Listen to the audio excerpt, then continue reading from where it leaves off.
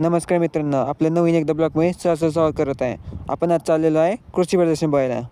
इथून आपण आता सरळ जाणार आहे छत्रपती संभाजी महाराजच्या स्टॅच्यूच्या इथं. आता आपण गाडी पार्किंग करून थेट आपण कृषी प्रदर्शनमध्ये अंदर चाललेलो आहे. आता आपण सरळ थेट मध्ये जाणार आहे. तर चला तुम्हाला दाखवतो. आता आपण मध्ये आलेलो आहे, तर तिथून सरळ तिकीट घेऊन एंट्री केलेली आहे. एंट्री केल्यावर आम्ही आता ID कार्ड घेतले, तिथून आम्ही सरळ मध्ये चाललेलो आहे. मधला व्ह्यू कसा आहे ते कमेंटमध्ये सांगा.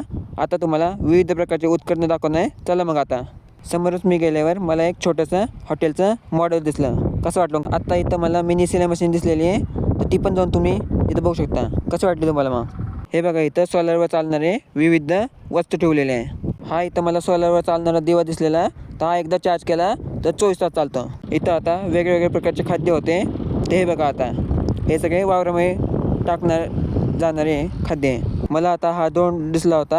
हा शेतीमध्ये हवेतून फवारणी करण्यासाठी उपयोगी येतो. इथून मी बाहेर आल्यावर विहिरीमध्ये चालणाऱ्या मोटर दिसल्या होत्या. तसंच मग या चायनीज मशीन दिसल्या होत्या, त्या चायनावर इनपुट केलेल्या होत्या, त्या शेतीमध्ये वापरल्या जातात. तसंच मग तिथं शेतीमध्ये टाकणाऱ्या वेगवेगळ्या भाज्याच्या बिया पण होत्या. तिथं शेतीमध्ये माती कशी सॉईल होती, इथं तिन्ही प्रकार दाखवलेले होते. इथं विविध प्रकारचे खाद्य होते, ते तर तुम्हाला आता व्हिडिओमध्ये दाखवता येणार नाही. तुम्हाला एकदा विजिट करायला लागणार आहे. हे इथं लाल कांद्याचं उत्पादन होतं आणि इथं एक माणूस कांदा बनवून थांबला होता. याचा डान्स कसा वाटला कमेंटमध्ये सांगा. आम्ही सगळं काही बघून खूप दमलेलो होतो. भेटूया पुढच्या ब्लॉगमध्ये.